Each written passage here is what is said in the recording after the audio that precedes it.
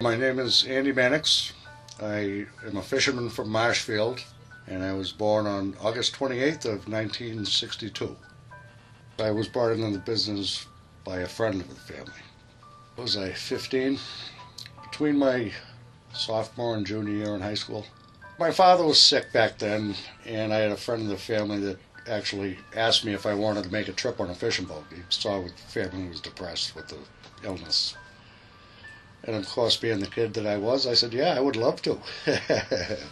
So we made a 3-day trip out to George's Bank.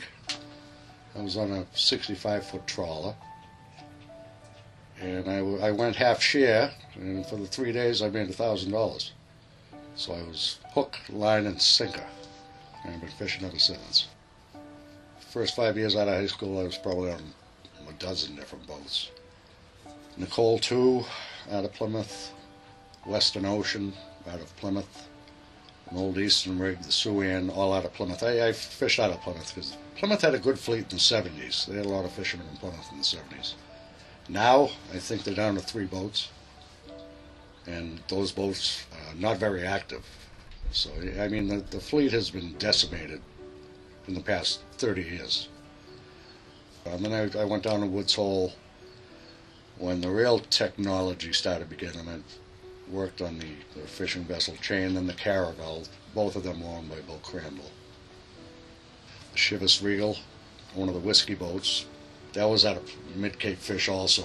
They had the Crown Royal, the Chivas Regal.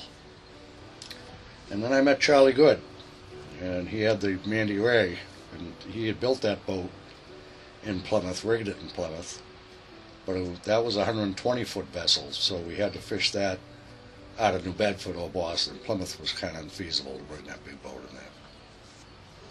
And I was on that boat for 12 years, from 85, I guess it was, to 97.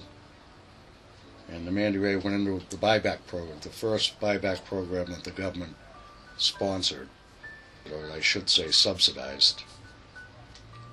And then I was jobless, so I decided to go out on my own and buy the 38-foot fishing vessel Lady Jane, which I've had ever since. I squid fish, for the 5 to 6 week season in the springtime. Then I will fish for fluke all summer, and that usually lasts until around Labor Day. And then in the fall and in the winter, I go dragging for cod and haddock and flounder, for ground fishing. But with the meager quota that we've been issued, under these new sector allocations, I believe when I go back fishing in September, I will probably be done by December 1st. So I think the days of the winter fishing for this small boat is done. I might as well just try to catch them up and tie it up. Normally you try to stretch it out throughout the winter. But, where you have your allocation, it might be more economical just to go out and try to fill the boat up 4 or 5 times instead of trying to go out throughout the year. If you're not in a sector, you're in the so-called common pool, which the common pool last year, I think it shut down before the 4th of July. They caught their allocation. The season opens in May, and I think by July, mid-July maybe, that was shut down. So all those boats that were in the common pool were done for the year. With the sector, at least, I have an allocation and I can catch them when I want to catch them. That way it doesn't coincide with the squid fishery or the summertime fluke fishery. You can still do all 3 fisheries and try to get almost a year out of it. Traditionally I fish all year round. But with this sector allocation, all the new regulations, it'll be more, probably an 8-month fishery, 8 to 9 month fishery now. I think January, February, March, right until April 23rd when the squid season opens up. I think those months are gone. Might have to go down south, get a golf course.